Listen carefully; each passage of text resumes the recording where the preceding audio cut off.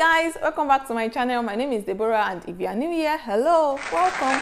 Thank you for tuning in. If you're a returning subscriber, my people, my OG, I see you guys. Thank you for coming back to watch my content. And today we're talking about how to undo price objection. I think part 1 spoke about your mindset, your value, what you are bringing to the table, and it was a bomb. Watch when you are done with this video. Today is going to be a sweat time. We're talking about how you can undo your price objection, what to do when customers is saying your price is too high, and even how you can avoid it, just as we discussed in part 1. And without further area, parara, can we please move straight into action? Is sell the future to them. Now, if you sell skincare products are expensive. Though expensive is relative. What is expensive to me is not expensive to someone else. So sell the future to them. Let's say you're a skincare brand and someone is saying, oh, your cream of 10,000 naira is expensive. The person is like, this cream is expensive. You can say, by the time you start having a glowing skin, you walk into the room and people start to admire you, you will forget the fact that you said this. Like, you would swallow this thing that you said, though, my customer. You had emoji, like you are smiling. So you have to say things respectfully if you are trying to handle a sales objection. So try and add emoji. So don't just type and the person is like, are you angry? Are you confused? So the person can know that you are joking. So jokingly enter them and tell them, you sell the future to them. Let's say you sell baby cream and the person is like, oh, this your product is expensive. Oh, look at how well your baby will sleep at night. Your daughter would not have to be itching her head because of pain in her scalp. Just imagine how well and how sound she's going to sleep. And the person will be like, oh, wow. Sell the future to them when they say your product is so expensive. What solution are you offering? So if you have not watched part 1 and you've not answered the questions in part 1, you cannot do well with part 2. So I spoke about how you can, I dropped some questions in part 1. Make sure you answer them because everything we are doing, they are interwoven. Okay. You can also tell them, oh, do you know that this item would improve your life, your well-being? I sell gifts. If you tell me my product is expensive, I'll tell you, can you just try and wait for a second and imagine how excited your partner would be when we deliver our gift in this beautiful paper box and we take time to craft out nice notes for this person. Imagine the expression of your loved one. So you'll be like, and it's not so expensive. I was just joking. Sell the goddamn future. What solution would your product provide when you sell it? So you sell the future of that product to them. It's as simple as ABC. This works all the time. Like for me, it works. When they say, oh, I'll sell the future to them. So when we get to the future, we'll not be like, not true. Then we now come back to present and we seal the deal. And the next point is you can suggest alternative. No matter what you are selling, find a way to have price range. So for me, I have an item of 20,000 naira. I have item of 25,000. I actually do not post those on my Instagram account, except when people ask for it. I have some items that are 28,000. I don't post them, except because it's always in few quantity and people ask for it. So I just leave them and I import them from Turkey.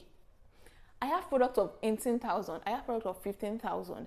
I have products of 11,000. Say, then let's assume you come into my inbox and you send me products of say 16,000 and you're like, it's too expensive. Oh, my budget is 12,000. I'll just send you that one of 11,000. This one looks quite close to your budget. I'll also sell my value. So after selling my value, I would send you an alternative if you are still not responding. Like, okay, this is an alternative. So while stocking up my products, I try to have it in mind that some people can say that, oh, my budget is 10,000 and they just want to buy for 10,000. But if I have something of 12,000, they can actually move up a bit to my level. Okay, if my lowest product is 16,000, it is not reasonable to move from a budget of 10,000 to 16,000. Okay, so it actually worked. A client wanted to buy something from me. That was last week, and she was like, she's broke and all that. The item she wanted to get was 18,000, but she came back and said, and I like you. I followed up with her. Follow up is king. Always follow up. So I followed up with her that, oh, you said you were going to place your order on Monday. Today is Monday. And she was like, I'm broke. Oh, I don't have 18K. Then I sent the product of 11,000 naira so that, oh, ma'am, if you are trying to manage your resources, this is a great option. It's 11,000 naira. And she was like, I said yes. And she sent part payment. And she said she's going to balance up this week so that we can deliver the products. I would have lost that sale if I do not have an alternative to the former product that she picked. So always have an alternative. And render them alternative. After you have spoken about your value, the next thing is, can you go for this instead? This is this is this. That works too. The next point is ask for referral against a discount. So if a customer comes to your DM, you preach the value, and the person is like, no, even with this your value, no. You send an alternative. The customer is like, alternative. No. I don't want. Then you can try to give a discount. Let this always be your last option. Like, I do this maybe like once in 3 months. In fact, if you even come to my DM and say how much is the last price, I tell you the prices are fixed, and that's all. The prices are the last prices. That's one. Exceptional cases, I give discounts. Exceptional is not all the time. If you find maybe I'm in a good mood that day, or maybe that day I have daily targets, maybe that day I have not met my target, I'm like, I need to say to this client to close up and meet my target. What I do is I try to break my monthly target to daily. So if you are talking to me on a day that I have met my target, I've even surpassed it, and you're like, this can, I won't even answer you. I don't have your time. So on a few cases, I do discounts, but I'll tell you, if I give you a discount, you have to refer me and repost my link on your WhatsApp status. Can you post my products for me? And I send you a video of my products and you post for me on my WhatsApp status. If I give you a discount of 1,000 naira or 1,500, my own discount not they even pass 1,000. How will I give you 1,500 discount? What's happening? I'll give you 1,000 naira discount. If I do this, can you help me or assist me in return? Post a video of my products on your status. Trade by barter. You are happy, I am happy, everybody's happy. So you never can tell. The person may put up your post and one person can come and buy from you because of that. That works too, but don't be someone that every time people come to your inbox and say, hey, give me discounts, you start giving this. I don't give discounts anyhow. As I said, it's like once in 3 months something. It's not something I do all the time. The second reason why I give discounts is you're a returning customer. I have a customer, she came the first time, she came the second time, and the third time I was like, don't worry, this time I'll give you discount, 1,000 naira off. I just felt like giving her discount that day because I felt like, wow, your cousin went to do birthday, it's me that you called. I sent birthday gift to your dad. She was calling me to send birthday gift to it's like you like me this much, which I like you. I love you. So yeah, let's love ourselves. I'll give you 1,000 naira discount. Yeah. So you can offer discounts against something. Yeah. So if you are still watching this video, that means you love me, you love my content, you dey gbadun me. Me too, I dey gbadun you. Oh yeah, subscribe to my channel and join the family. This is where you should be. Let us learn, unlearn, and relearn together. Thank you. Merci beaucoup. Know your target audience and you understand and speak their language. If a woman is pregnant and she enters into the labor room and the doctor comes like, oh, I'm here to help you, the woman will just surrender. Something about women, naturally, it is not natural for a woman to allow another man to see her nakedness. I'm talking about a married woman. Like you are married, you are most likely not to be comfortable because the doctor is a stranger and he's a man and he's seeing your nakedness. But at that point, that the woman is in pain, give birth. In fact, before the doctor say off clothes, she don't off pants. She don't off arm. And that's because she's in pain.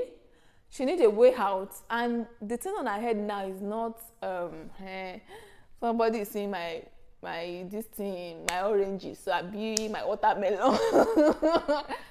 What is on her mind is solution. So the same way, if you understand your target market, you understand your target audience, and you bring a solution to the table, they will not look at the price before they drop their money.